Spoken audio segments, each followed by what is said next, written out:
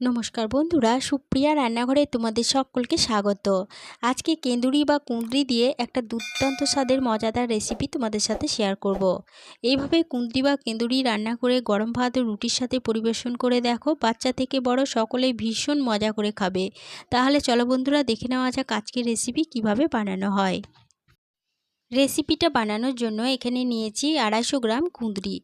কুঁদরিগুলো এবার প্রথমে জল দিয়ে খুব ভালোভাবে ধুয়ে নেব। আর এখানে আমি আমার রান্নার প্রয়োজন মতো 250 গ্রাম কুঁদরি রান্না করছি, তবে তোমরা তোমাদের রান্নার প্রয়োজন অনুযায়ী কুঁদরির পরিমাণ বাড়িয়ে বা কমিয়ে নিতে পারো। কুঁদরিগুলোকে 2 থেকে 3 বার জল পাল্টে পাল্টে খুব ভালোভাবে ধুয়ে নিলাম। এবার এই কুঁদরিগুলো জল থেকে তুলে নেব। জল থেকে তুলে নিলাম, এরপরে এই কুঁদরিগুলো কেটে নেব। এখানে আমি এগুলো ছুরি দিয়ে কেটে নিচ্ছি, তবে আমি যেভাবে ছুরি দিয়ে কাটছি তোমরা চাইলে কিন্তু বটি দিয়েও সেভাবে কেটে নিতে পারো। বন্ধুরা, আশা করি তোমরা অনেকভাবেই কুঁদরি রান্না করে খেয়েছো, কিন্তু এইভাবে ডিম দিয়ে আমার মতো করে একবার কুঁদরি রান্না করে খেয়ে দেখো, খেতে দারুণ মজাদার হয়। আর একবার এইভাবে বানিয়ে খেলে দেখবে বারবার এইভাবেই বানিয়ে খেতে ইচ্ছে করবে। একে একে সমস্ত কুঁদরিগুলো আমার কেটে নেওয়া হয়ে গেছে। এবার এই কুঁদরিগুলো এখান থেকে তুলে নেব। সমস্ত কুঁদরিগুলো তুলে নেওয়ার পরে আবারও একবার জল দিয়ে ভালোভাবে ধুয়ে নিলাম। এরপরে এটা একটা সাইডে সরিয়ে রেখে দিচ্ছি। এদিকে গ্যাসের ওভেনে একটা কড়াই বসিয়ে গ্যাসটা অন করে কড়াইয়ের মধ্যে দিয়ে দিচ্ছি 2 চামচ সরষের তেল। তেলটা ভালোভাবে গরম হয়ে যাওয়ার পরে তেলের মধ্যে কেটে রাখা কুঁদরিগুলো দিয়ে দিচ্ছি। একে একে সমস্ত কুঁদরিগুলো তেলের মধ্যে দিয়ে দিলাম। এবার এর মধ্যে দিয়ে দিচ্ছি সামান্য পরিমাণ লবণ। এবার গ্যাসের ফ্লেমটা মিডিয়ামে রেখে কুঁদরিগুলোকে একটু সময় ধরে নেড়েচেড়ে ভেজে নেব। কুঁদরিগুলোকে একটু নেড়ে ভেজে নেওয়ার পরে এর মধ্যে একটা ঢাকা দিয়ে দিচ্ছি। ঢাকা দিয়ে মিডিয়াম ফ্লেমে কুঁদরিগুলোকে একটু সময় ধরে ভাজা হতে দেব। মিডিয়াম ফ্লেমে কুঁদরিগুলোকে 2 মিনিটের জন্য ঢাকা দিয়ে ভাজা হতে দিয়েছিলাম। 2 মিনিট পর ফিরে এসে ঢাকা খুলে নিলাম। এবার কুঁদরিগুলো আবারও একবার নেড়েচেড়ে নিচ্ছি। আর ঢাকা দিয়ে ভাজা হওয়ার জন্য কুঁদরিগুলো দেখো প্রায় 70% মতো সিদ্ধ হয়ে গেছে। এবার এই কুঁদরিগুলো কড়াই থেকে নামিয়ে নিচ্ছি। সমস্ত কুঁদরিগুলো কড়াই থেকে নামিয়ে নেওয়ার পরে ওই কড়াইয়ের মধ্যেই আবারও দিয়ে দেব 4 চামচ সরষের তেল।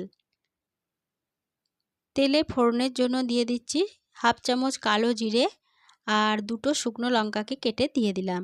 এবার এই ফোড়নগুলো ভালোভাবে ভেজে নেব। ফোড়নগুলো ভালোভাবে ভেজে নেওয়ার পর ফোড়ন থেকে যখন সুন্দর গন্ধ বেরোতে শুরু করে দিয়েছে তখন তেলের মধ্যে দিয়ে দিচ্ছি এখানে 8 কোয়া রসুনকে ছোট ছোট করে কুচি করে রেখে দিয়েছিলাম। রসুন কুচিগুলো দিয়ে দিলাম আর দিয়ে দিচ্ছি 2টো বড় সাইজের পেঁয়াজ কুচি। পেঁয়াজগুলোকে আমি এভাবে লম্বা করে কুচি করে জল দিয়ে ধুয়ে রেখেছিলাম। পেঁয়াজ কুচিগুলো দিয়ে দিলাম। এবার রসুন ও পেঁয়াজ কুচিগুলোকে একটু সময় ধরে নেড়েচেড়ে ভেজে নেব। পেঁয়াজ রসুনগুলোকে বেশ কিছুক্ষণ সময় ধরে নেড়েচেড়ে ভেজে নিলাম। পেঁয়াজ রসুনগুলো দেখো বেশ লালচে করে ভাজা হয়ে গেছে। এবার এর মধ্যে দিয়ে দেব 1 চামচ আদা বাটা। ঝালের জন্য দিয়ে দেব সামান্য পরিমাণ ঝাল লঙ্কার গুঁড়ো। ঝালের পরিমাণটা তোমরা যেমন ঝাল খেতে চাও সেরকম অনুযায়ী কম বেশি করে নিতে পারো। দিয়ে দিলাম 1/2 চামচ হলুদ গুঁড়ো। এবার গ্যাসের ফ্লেমটা মিডিয়ামে রেখে এগুলো একটু সময় ধরে নেড়েচেড়ে কষিয়ে নিচ্ছি। মিডিয়াম ফ্লেমে এগুলোকে 1 মিনিট মতো নেড়েচেড়ে কষিয়ে নিলাম। আদা থেকে যখন কাঁচা গন্ধটা অল্প চলে গেছে তখন এই মাঝখানটা একটু ফাঁকা করে নেওয়ার পরে এর মধ্যে দিয়ে দিচ্ছি একটা ডিম। ডিমটাকে আমি আগে থেকে ফাটিয়ে রেখে দিয়েছিলাম। এরপরে দিয়ে দিলাম স্বাদ মতো লবণ। এবার গ্যাসের ফ্লেমটা মিডিয়ামে রেখে ডিমটাকে একটু সময় ধরে ভালোভাবে নেড়েচেড়ে ভেজে নেব। ডিমটাকে কিন্তু ভালোভাবে নেড়েচেড়ে ভেজে নিতে হবে, নাহলে ডিমের কাঁচা গন্ধটা থেকে যাবে। বেশ কিছুক্ষণ সময় ধরে ডিমটাকে বেশ ভালোভাবে নেড়েচেড়ে ভেজে নিলাম। ডিমটা দেখো ভালোভাবে ভাজা হয়ে গেছে। এবার এর মধ্যে ভেজে তুলে রাখা কুঁদরিগুলো দিয়ে দিলাম। এবার এই সমস্ত উপকরণের সাথে কুঁদরিগুলোকে একটু নেড়েচেড়ে ভেজে নিচ্ছি। সমস্ত উপকরণের সাথে কুঁদরিগুলোকে একটু নেড়ে ভেজে নেওয়ার পরে এর মধ্যে দিয়ে দিচ্ছি খুব সামান্য পরিমাণ জল। এবার জলটা দিয়ে সমস্ত উপকরণের সাথে ভালোভাবে নেড়েচেড়ে মিশিয়ে নিলাম। এবার এর মধ্যে একটা ঢাকা দিয়ে দেব। ঢাকা দিয়ে মিডিয়াম ফ্লেমে কুঁদরিগুলোকে আবারও একটু সময় ধরে রান্না করে নেব। ঢাকা দিয়ে মিডিয়াম ফ্লেমে কুঁদরিগুলোকে আবারও 2 মিনিটের জন্য রান্না হতে দিয়েছিলাম। 2 মিনিট পর ফিরে এসে ঢাকাটা খুলে নিয়ে কুঁদরিগুলো আবারও একবার ভালোভাবে নেড়েচেড়ে নিচ্ছি। ভালোভাবে নেড়েচেড়ে নেওয়ার পরে দিয়ে দিলাম খুব সামান্য পরিমাণ চিনি। চিনিটা দিয়ে সমস্ত উপকরণের সাথে ভালোভাবে নেড়েচেড়ে মিশিয়ে নিচ্ছি আর কুঁদরিগুলোকে আবারও একটু নেড়েচেড়ে ভেজে নিচ্ছি। কুঁদরিগুলোকে আবারও 1 মিনিটের জন্য নেড়েচেড়ে ভেজে নিলাম। কুঁদরি ভাজা আমার পরিবেশনের জন্য একদম রেডি হয়ে গেছে। আশা করি দেখেই বুঝতে পারছো কতটা লোভনীয় হয়েছে রেসিপিটা।